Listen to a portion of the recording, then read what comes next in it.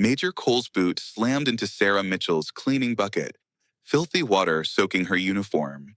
"You don't even deserve to scrub toilets," he snarled. To Fort Bragg, she was just the broken janitor who never fought back. They never guessed those trembling hands once assassinated high-value targets from a mile away. And when her past surfaced, Cole would beg for death. HOA Unfiltered. Who is the ghost of Fort Bragg? Viewers, drop your wildest guesses below about Sarah's real identity. Whoever gets closest gets exclusive spoilers for next week's episode. Major Cole slammed his coffee cup down on the mahogany conference table, the sound echoing through the sterile briefing room at Fort Bragg. "This place looks like garbage," he barked, his cold gray eyes scanning the spotless surface that Sarah Mitchell had just finished polishing. The morning sun streamed through the tall windows, casting harsh shadows across his weathered face as he deliberately knocked over a stack of papers, watching them scatter across the floor. Sarah kept her head down, her shoulders hunched beneath the faded gray custodial uniform that hung loose on her small frame. Her dirty blonde hair was pulled back in a tight ponytail, and she moved with the practiced invisibility of someone who had learned to disappear in plain sight. The 6 other officers filing into the room barely glanced at Sarah as she knelt to collect the scattered documents. Their polished boots clicked against the tile floor in perfect rhythm, each man carrying himself with the rigid confidence that came from years of commanding respect through rank and intimidation. Major Cole straightened his uniform jacket, the rows of ribbons and medals catching the light as he prepared to deliver what he clearly considered a masterclass in military hierarchy. "You know what the problem with this country is?" he announced to his audience, his voice dripping with practiced authority. "We've gone soft. Started letting feelings override facts. Started putting diversity over capability." His eyes locked onto Sarah's bent form as she continued cleaning, her movements steady and methodical, despite the obvious tension radiating from every line of her body. Captain Rodriguez shifted uncomfortably in his chair, exchanging a quick glance with Lieutenant Harris, but neither man spoke up as Cole continued his tirade. "Women," he spat the word leaving his mouth like something distasteful. "They belong in kitchens and classrooms, not on battlefields or military bases. But here we are, hiring them to clean our facilities because some bureaucrat in Washington thinks it makes us look progressive."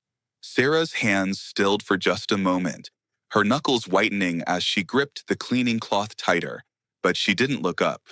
Cole noticed the subtle reaction and smiled, sensing an opportunity to demonstrate his point to his captive audience. "Pick up the pace, Mitchell." Cole's smile was venomous. "Or do janitors get fatigued mopping Real soldiers' dirt?" The other officers watched in uncomfortable silence as Cole stood up and walked deliberately to the coffee station, where he accidentally knocked over the full pot, sending hot coffee cascading across the floor Sarah had just mopped. The dark liquid spread in a growing puddle, steam rising from the surface as it mixed with the cleaning solution she had carefully applied just minutes earlier. "Oops," Cole said with mock concern, his voice betraying not a hint of genuine remorse. "Looks like you'll need to clean that up too. Better hurry before it stains permanently." Sarah finally looked up, her blue eyes meeting his for just a brief moment, and Cole saw something there that made him pause. Not fear or submission, but a carefully controlled intensity that seemed oddly familiar. "Yes, sir," she said quietly, her voice barely above a whisper as she reached for the mop bucket. But Cole wasn't finished with his demonstration. As Sarah began cleaning up the spilled coffee, he walked over to the weapons display case that dominated one wall of the briefing room. Inside, behind reinforced glass, sat an M4 carbine that had been giving the armory trouble all week. A persistent jamming issue that had frustrated 3 different technicians and forced the cancellation of yesterday's training exercise. Cole unlocked the case with his personal key and hefted the weapon, checking to make sure the safety was engaged before turning back to his audience with a predatory grin. "This is what real power looks like, gentlemen," he announced, running his hand along the rifle's barrel. "Precision engineering, deadly capability, the kind of tool that separates warriors from wannabes." He glanced down at Sarah, who had paused in her cleaning to watch him handle the weapon with obvious unease. "I bet our little custodian here has never even seen a real weapon before." Have you, sweetheart? Clean it. And pray you don't break it. Cole tossed the rifle towards Sarah's feet, where it landed with a metallic clatter that made everyone in the room flinch. 5 seconds later, he was praying instead. There you go, Cole said with false generosity. Clean that off, too, while you're at it. And be careful. That's military hardware, not some toy you can afford to break. The other officers watched in growing discomfort as Sarah stared down at the weapon, her body completely still except for the slight tremor in her hands. For a long moment, the only sound in the room was the quiet hum of the air conditioning and the distant sound of boots marching in formation somewhere outside the building. Cole crossed his arms over his chest, clearly enjoying the spectacle he had created and the obvious discomfort of his subordinates. But then something unexpected happened. Instead of simply wiping down the exterior of the rifle as everyone expected, Sarah reached out and picked up the weapon with a confidence that seemed to come from nowhere. Her small hands moved over the M4 with practiced ease, her fingers finding the magazine release and ejecting the empty clip with a smooth, economical motion that spoke of muscle memory rather than luck. The officers leaned forward in their chairs, suddenly paying attention as Sarah's entire demeanor seemed to shift before their eyes. Her shoulders straightened, her breathing became more controlled, and her movements took on a precision that was almost mechanical in its efficiency. She field stripped the weapon in less than 30 seconds, laying out each component in perfect order on the floor beside her. The snick of the bolt release, the clack of the trigger assembly. In 22 seconds, the M4 lay rebuilt on the floor, faster than any armorer at Bragg. Cole's coffee cup hit the table. Who taught you that? Sarah didn't blink. The same people who taught me to spot sabotage. When Sarah finished, she performed a functions check that would have impressed a drill sergeant, testing the action and verifying that every component was working properly before engaging the safety and setting the rifle down with obvious respect for its capabilities. The silence stretched on for what felt like hours, but was probably only seconds as every man in the room tried to process what they had just witnessed. Sarah slowly stood up, her uniform somehow looking less shabby now that she carried herself with proper military bearing, and looked directly at Major Cole for the first time since entering the room. The weapon had a double feed malfunction caused by a worn extractor spring, she said in a voice that was no longer whisper quiet, but carried the clear authoritative tone of someone accustomed to being heard and obeyed. Someone also tampered with the trigger mechanism, probably tried to adjust the pull weight without proper tools. If this rifle had been fired in its previous condition, it could have suffered a catastrophic failure that would have seriously injured or killed the operator. Who had taught Sarah these impossible skills? And why did she know so much about weapon sabotage? Major Cole felt the blood drain from his face as he stared at the perfectly reassembled rifle lying on the floor between them. The confident smirk that had defined his expression just moments earlier vanished completely, replaced by a mixture of confusion and growing anger that made his jaw clench visibly. The other officers in the room seemed frozen in place, their eyes darting between Cole and Sarah, as if watching a tennis match where the rules had suddenly changed mid-game.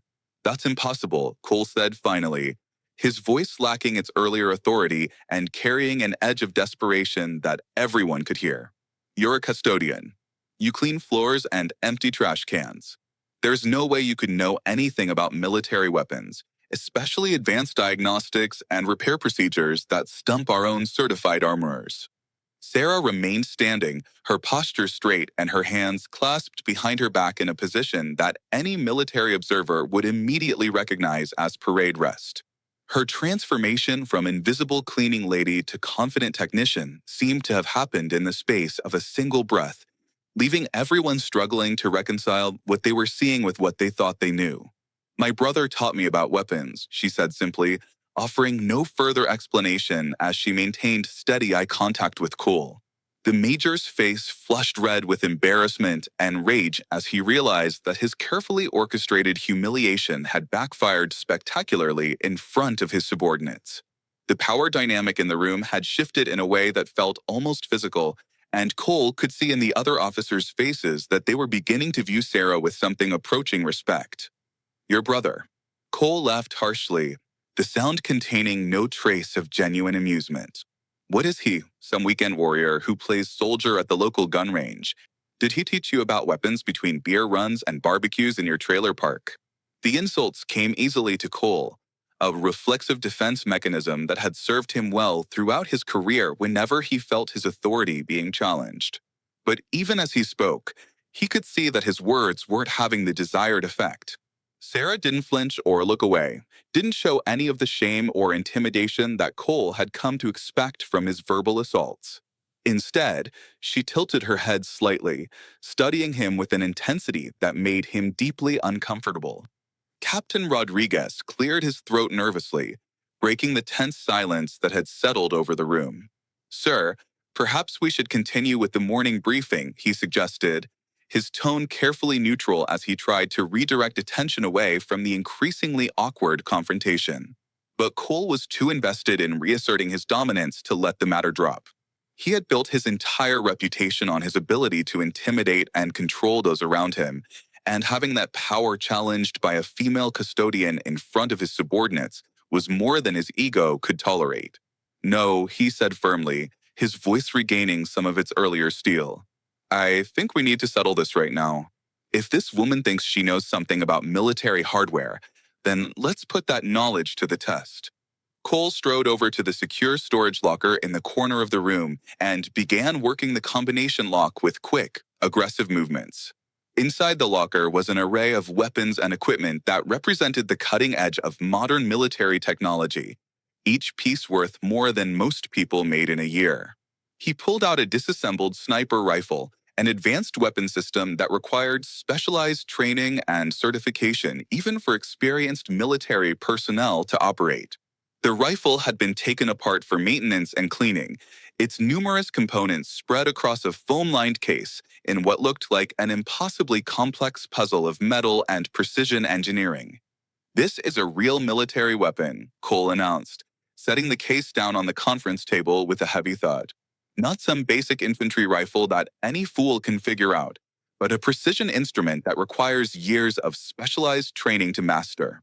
The other officers gathered around the table, their professional interest overriding their discomfort as they examined the sophisticated weapon system. Even dismantled, the rifle commanded respect, its advanced optics, custom barrel, and specialized components representing hundreds of thousands of dollars in research and development.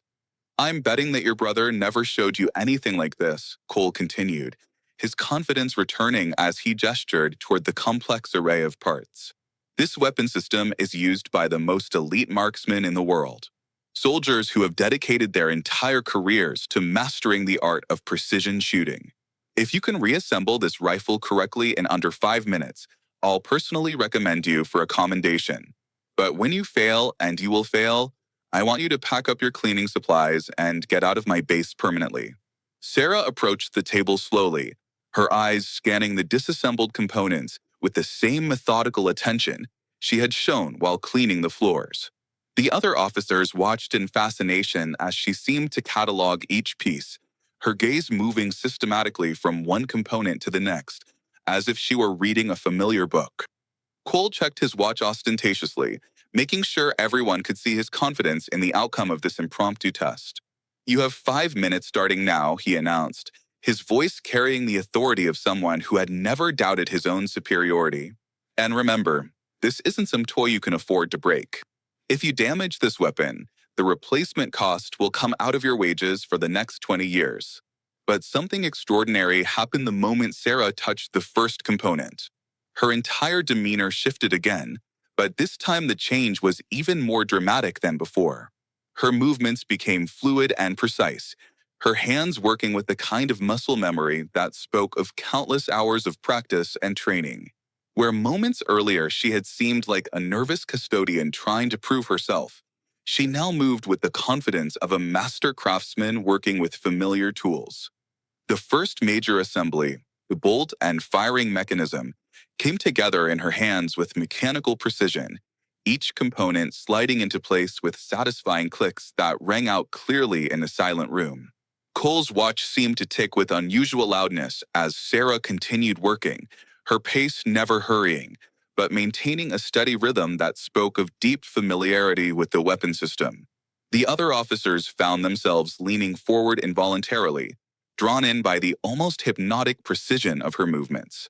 She installed the barrel with a single smooth motion, aligned the scope mounts with practiced ease, and adjusted the trigger mechanism with the kind of finesse that required years of specialized training to develop.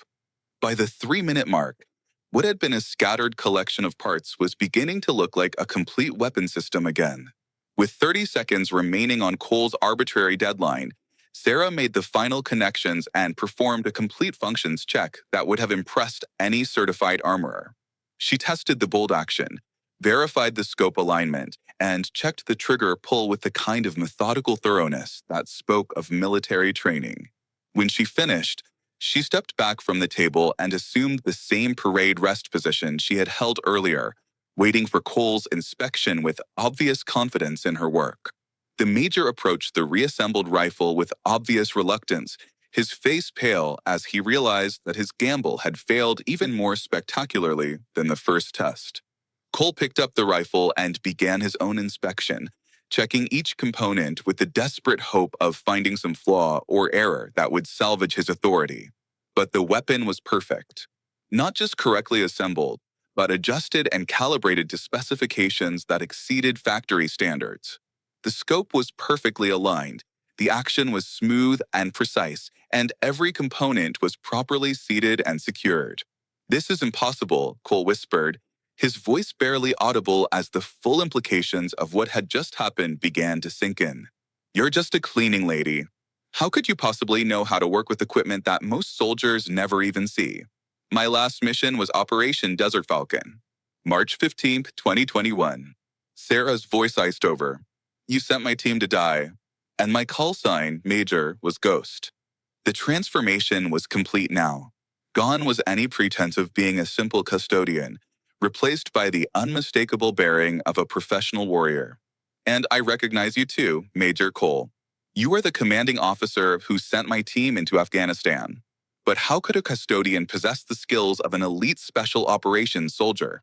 And what did Sarah's military service have to do with Major Cole?" HOA Unfiltered exposes the most incredible hidden identities. Who do you think Sarah really is? The conference room fell into a silence so complete that the sound of breathing seemed amplified, each intake and exhale marking the seconds as Major Cole processed Sarah's words. The color drained from his face as if someone had opened a valve, leaving his skin with a grayish pallor that made his weathered features look almost corpse-like. "Ghost," he repeated slowly, the name seeming to stick in his throat like something he didn't want to swallow. The other officers in the room exchanged confused glances, clearly recognizing the significance of the call sign even if they didn't understand the full context. Special operations call signs weren't handed out lightly. They were earned through blood, sweat, and accomplishments that most soldiers could only dream of achieving. Captain Rodriguez was the first to find his voice, though it came out as barely more than a whisper. The Ghost who completed the most intensive training program in naval special operations, the first woman to graduate from the Advanced Underwater Demolition course? His questions hung in the air like smoke, each one adding weight to the revelation that was reshaping everyone's understanding of the woman they had dismissed as invisible help just minutes earlier. Sarah nodded once, a simple acknowledgement that carried the weight of years of grueling training and dangerous missions that had forged her into something far beyond what any of them had imagined possible. "I completed my training in 2018 and served with SEAL Team 7 until my discharge 3 years ago." Major Cole's hands began to shake slightly as the implications of Sarah's identity crashed over him like a cold wave. Special operations personnel didn't just disappear into civilian life without leaving traces, and they certainly didn't end up working as custodial staff on military bases unless something had gone seriously wrong. "You said March 15th, 2021, he said carefully, his voice tight with the effort of maintaining control. "You said I was the commanding officer. What exactly are you implying about that mission?" But even as he asked the question, Cole's mind was already racing backward through his memory, searching for details about a deployment that he had spent 3 years trying to forget. Sarah stepped closer to the conference table, her movement deliberate and controlled in a way that made several of the officers instinctively straighten in their chairs. Operation Desert Falcon, she said, the mission name hitting Cole like a physical blow. A reconnaissance and intelligence gathering mission in the Kandahar province. My team was tasked with infiltrating a suspected weapons cache and gathering actionable intelligence on insurgent activities in the region. Her voice remained steady and professional, but there was something underneath the military precision, a current of emotion that spoke of pain carefully held in check. The mission was supposed to be a simple in-and-out operation lasting no more than 72 hours with minimal risk of enemy contact. The temperature in the room seemed to drop several degrees as Sarah continued her recitation, each detail delivered with the clinical precision of an after-action report. My team consisted of 5 operators, including me. The team leader was Petty Officer First Class Benjamin Cole, your younger brother, Major. The words hit their target with devastating accuracy, and Cole actually staggered backward as if he had been struck. The family resemblance that Sarah had noticed from the first day she started working at the base suddenly made perfect sense, and the guilt that Cole had been carrying for 3 years felt like a physical weight pressing down on his chest. Ben was 26 years old, engaged to be married to his college sweetheart, and planning to leave the service after his enlistment ended to start a family. Cole's breathing became shallow and labored as Sarah painted the picture of the brother he had lost, bringing back memories that he had worked so hard to suppress. Ben was a good soldier and a better man, Sarah continued, her voice softening slightly as she spoke about her fallen teammate. He was the kind of leader who would rather take a risk himself than put his people in danger. The kind of person who remembered everyone's birthday and sent care packages to his team members' families during deployments. The other officers listened in stunned silence as Sarah's words brought the dead man to life in their imaginations, making him real and human rather than just another casualty statistic in a long and complicated war. The intelligence for Operation Desert Falcon came from multiple sources, Sarah continued, her voice regaining its professional edge as she moved into the technical aspects of the mission. Satellite imagery, human intelligence assets, and intercepted communications all pointed to a significant weapons cache in a compound approximately 15 kilometers southwest of Kandahar City. The initial assessment indicated minimal security presence and a high probability of success, with low risk to personnel. Cole's face grew even paler as Sarah recounted details that he remembered all too well, facts that had been burned into his memory during the investigation that followed the mission's catastrophic outcome. But Sarah's expression hardened as she reached the critical part of her story. 24 hours before the mission was scheduled to commence, Ben contacted the command center with concerns about the intelligence package. His advanced reconnaissance had revealed discrepancies between the satellite imagery and the actual conditions on the ground. She paused for a moment, letting the significance of that information sink in before continuing. Ben requested a 48-hour delay to conduct additional surveillance and verify the intelligence before proceeding with the infiltration. His exact words to you, Major Cole, were that the compound appeared to be too quiet, too clean, too convenient. Cole's knees gave out, and he collapsed into the nearest chair as the memory of that conversation came flooding back with crystal clarity. He remembered Ben's voice on the radio, calm and professional, but with an underlying note of concern that should have been a warning sign. He remembered the pressure he had been under from his superiors to show results, to demonstrate that his command could execute complex operations on schedule and within budget. Most of all, he remembered his own voice responding to his brother's concerns with dismissive impatience. I told him to proceed as planned, Cole whispered, the admission torn from his throat like a confession under torture. I told him that delays were not acceptable and that the mission timeline was non-negotiable. Sarah's next words fell into the silence like hammer blows, each one driving home the magnitude of Cole's failure. 6 hours after Ben's team entered the compound, they walked into a carefully prepared ambush. The weapons cache was real, but it was also bait. Part of an elaborate trap designed to capture or kill American Special Operations personnel. Her voice never wavered, but the pain behind her words was unmistakable to everyone in the room. Ben and three other members of our team were killed in the initial contact. The fifth team member survived long enough to be captured, tortured, and executed 3 days later. The room fell silent except for the sound of Cole's ragged breathing and the quiet hum of the air conditioning system. The magnitude of the tragedy was almost too large to comprehend. 5 elite soldiers dead because of a command decision that prioritized politics over personnel safety. The after-action investigation concluded that the intelligence failure was the result of enemy counterintelligence operations that had been ongoing for several weeks, Sarah continued, her voice taking on the detached tone of an official report. But the investigators never had access to the full context of Ben's final communication with the command center. Sarah reached into her pocket and withdrew an older model cell phone, its screen cracked and its case showing the wear of years of careful handling.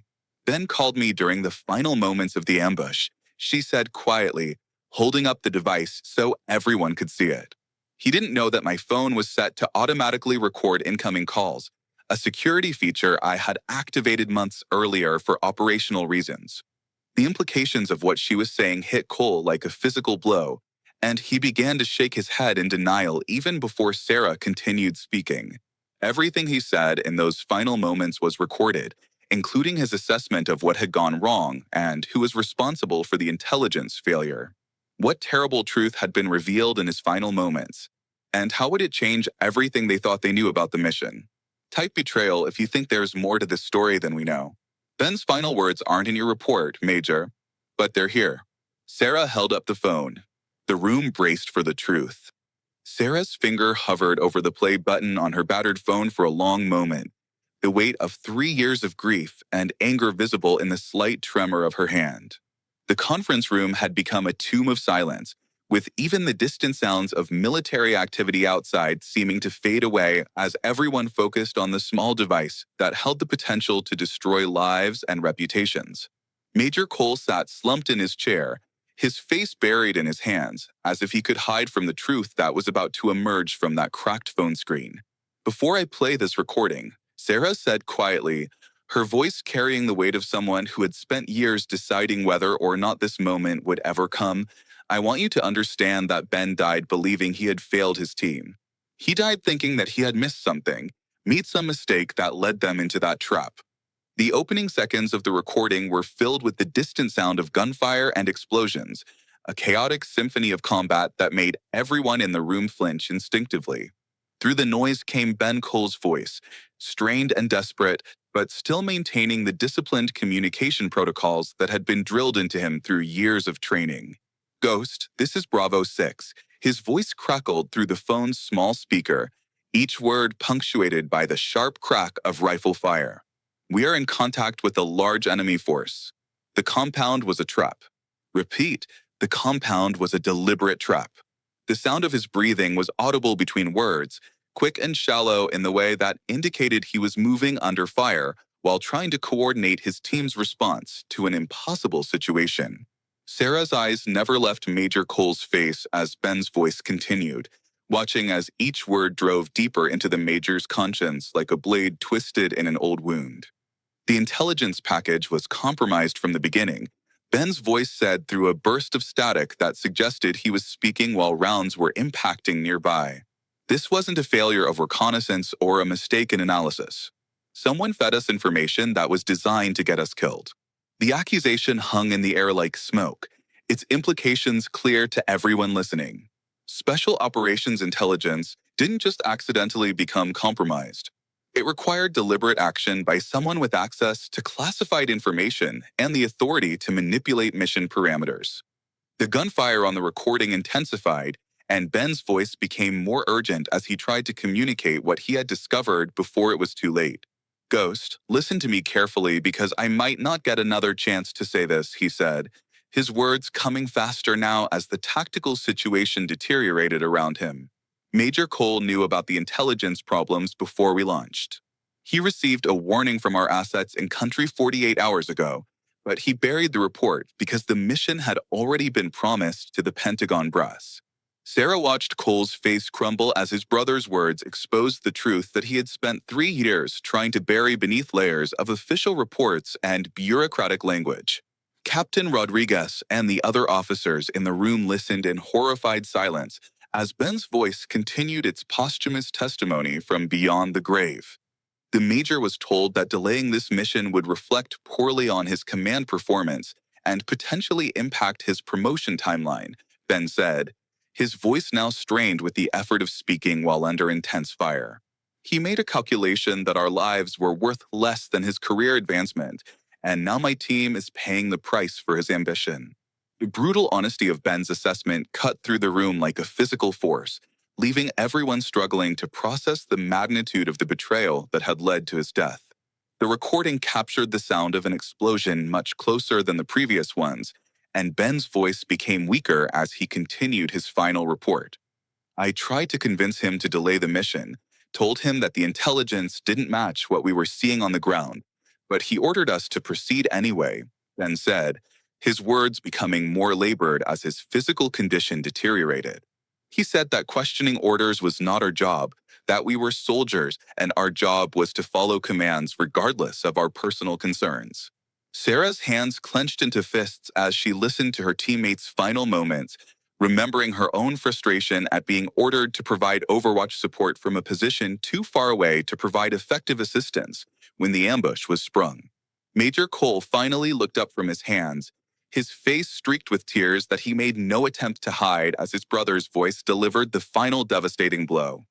Tell Sarah that this wasn't her fault, Ben said, his voice barely audible now over the increasing intensity of the firefight. Tell her that she was right to question the mission parameters and that I should have listened to her concerns instead of following orders that I knew were wrong. The sound of automatic weapons fire grew closer, and Ben's breathing became increasingly labored as he fought to stay conscious long enough to complete his final message. Tell my brother that I died knowing the truth about what he did to us, and that I hope someday he finds the courage to be the man I thought he was. The recording ended with the sound of a final explosion and then silence, leaving the conference room filled with the kind of profound quiet that follows a catastrophe. Captain Rodriguez found his hands clenched so tightly in his lap that his knuckles had gone white, while Lieutenant Harris stared at the phone as if it contained some terrible curse that might spread if he looked away. The steady tick of the wall clock seemed to count down the seconds until Cole's complete psychological collapse, each mechanical sound echoing in the oppressive silence that had settled over the room like a burial shroud. Outside, the distant sound of soldiers conducting their morning exercises provided a surreal counterpoint to the destruction happening within these four walls. Their shouted cadences and rhythmic footsteps a reminder that the military machine continued to function even as one of its officers faced the complete annihilation of everything he had built his identity upon. Cole's face had transformed from pale uncertainty to ashen despair, his features seeming to age years in the span of minutes as the full weight of his brother's posthumous testimony settled into his consciousness. Major Cole's shoulders shook with silent sobs as the full weight of his responsibility for his brother's death settled on him like a physical burden. The other officers sat in stunned silence, their faces reflecting the horror of realizing that they had been witnessing not just a military tragedy, but a profound betrayal of the trust that held their entire profession together. Sarah carefully placed the phone back in her pocket, her movements deliberate and controlled as she fought to maintain her composure in the face of emotions that threatened to overwhelm her. The official after-action report stated that intelligence failure was the result of enemy counterintelligence operations beyond our control, Sarah said, her voice steady despite the tears that had begun to flow down her cheeks. It made no mention of the warnings that had been ignored or the pressure that had been applied to proceed with a mission that multiple people knew was compromised. She looked directly at Cole, who was still crying openly as he confronted the truth of what he had done. 5 men died because you decided that your career was more important than their lives. And then you let their families believe that their deaths were the result of unavoidable circumstances rather than preventable command failures.